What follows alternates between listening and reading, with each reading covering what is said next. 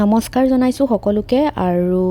আজিৰ ভিডিঅ'টো এনেকৈ আৰম্ভ কৰিছো ব্ৰেকফাষ্টৰ পৰা কিয়নো মোৰ ৰাতিপুৱা জলদি উঠা নহয়ে সেইকাৰণে মোৰ আগবেলা পঢ়াও নহয়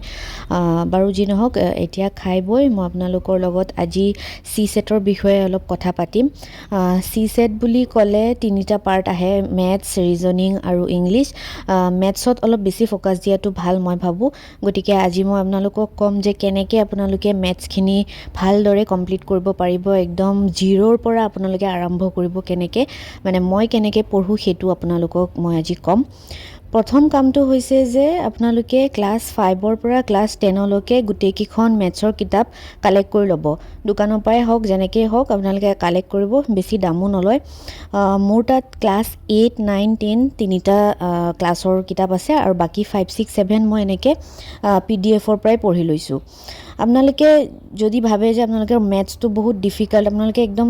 ভাবি পোৱা নাই যে কেনেকৈ পঢ়িম কি ষ্টাৰ্ট কৰিম ক'ৰ পৰা কেনেকৈ কি কৰিম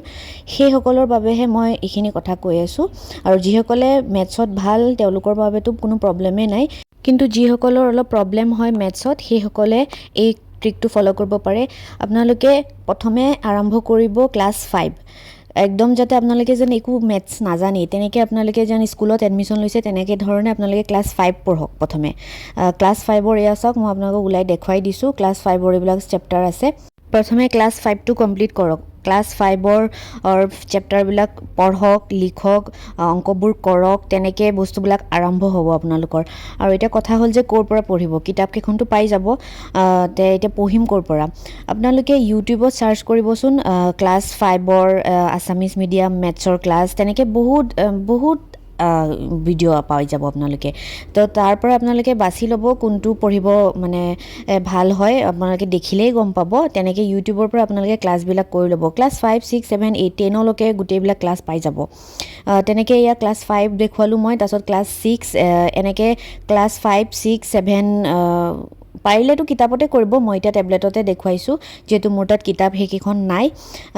সেইকাৰণে এনেকৈ কৰি ল'ব আৰু তাৰপাছত মই এয়া দেখুৱাই আছোঁ মই মোৰখিনি দেখুৱাই আছোঁ এয়া চাওক ক্লাছ 5ৰ মই কৰিছোঁ এইবোৰ একদম ইজি প্ৰথমৰ পৰা আৰম্ভ কৰকচোন আপোনালোকে একদম ইজি পাব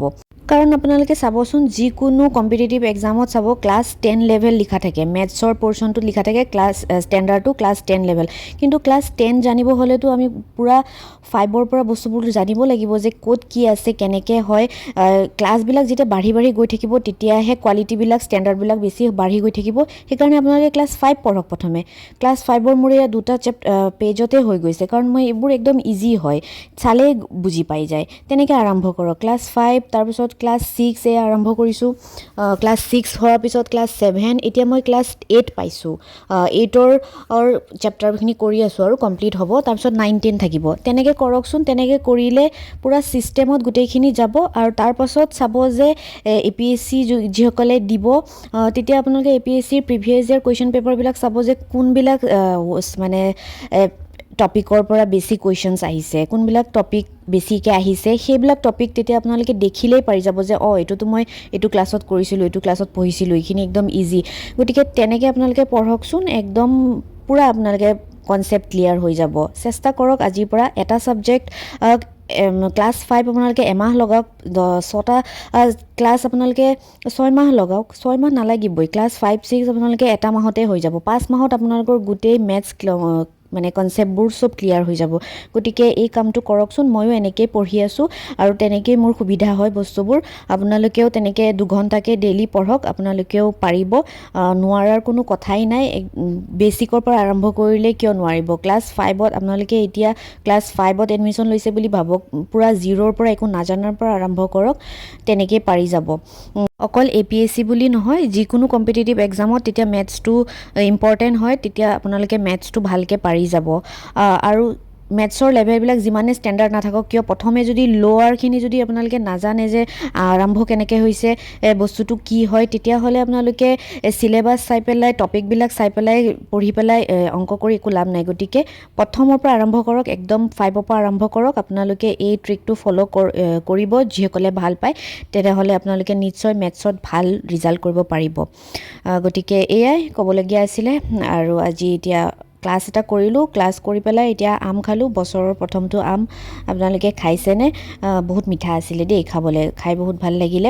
আম খাই পেলাই তাৰপিছত আবেলি অলপ এনেই ওলাই গ'লোঁ পঢ়ি ঘৰখনত সোমাই পঢ়ি বৰ লাগি যায় গতিকে অলপ কেতিয়াবা এনেই ওলাই যাওঁ আৰু ওলাই গ'লোঁ আৰু আহি পেলাই আকৌ অলপ পঢ়িলোঁ বেছি ৰেকৰ্ড কৰা নহয়ে মই পাহৰিয়ে থাকোঁ যে ভিডিঅ' বনাব লাগে তাৰপিছত আবেলি অলপ খোজকাঢ়িব গ'লোঁ খোজকাঢ়ি আহি পেলাই আজি ৰাতি কি কৰিছোঁ মই এই প্ৰিভিয়াছ ইয়াৰ কুৱেশ্যনছ পেপাৰৰ এই বুকখন ওলাই লৈছোঁ আৰু ইয়াৰ পৰা চাই আছোঁ ক'ত কি আহিছে নাই অহা মই কিছুমানটো একো বুজিয়েই পোৱা নাই কাৰণ নতুন হয় ন চেপ্টাৰবিলাক বস্তুবোৰ আৰু পঢ়াটো জাষ্ট আৰম্ভ কৰিছোঁহে যিখিনি অলপ পাৰিছোঁ আৰু চাই গৈ আছোঁ গোটেইখন কেনেকুৱানো কি কুৱেশ্যনছ পেপাৰ আহিছিলে অলপ এটা দুটা ছল্ভো কৰিছোঁ মাজৰ কিছুমান দেখি পেলাই গতিকে এইখন আপোনালোকে ল'ব পাৰে ইচ্ছা কৰিলে মই লৈ থৈ দিছোঁ এতিয়ালৈকে ভালকৈ পঢ়া যেতিয়া কমপ্লিট হৈ গৈ থাকিব তেতিয়া ছল্ভ কৰি গৈ থাকিম আৰু ছাবজেক্টবিলাক টপিকবোৰ তেনেকৈ আৰু এইখিনি চালোঁ তাৰপাছত কাৰেণ্ট এফেয়াৰ্ছ অলপ আছিলে সেইখিনি কৰিলোঁ কাৰেণ্ট এফেয়াৰ্ছখিনি কৰাৰ পাছত আৰু নপঢ়িলোঁ আৰু গতিকে এয়াই আছিলে আজি গোটেই দিনটো পুনৰ এটি ভিডিঅ'ৰ সৈতে জল্দি লগ পাম তেতিয়ালৈকে ভালে থাকক সুস্থ থাকক আৰু ভিডিঅ'টো চোৱাৰ বাবে বহুত ধন্যবাদ বাই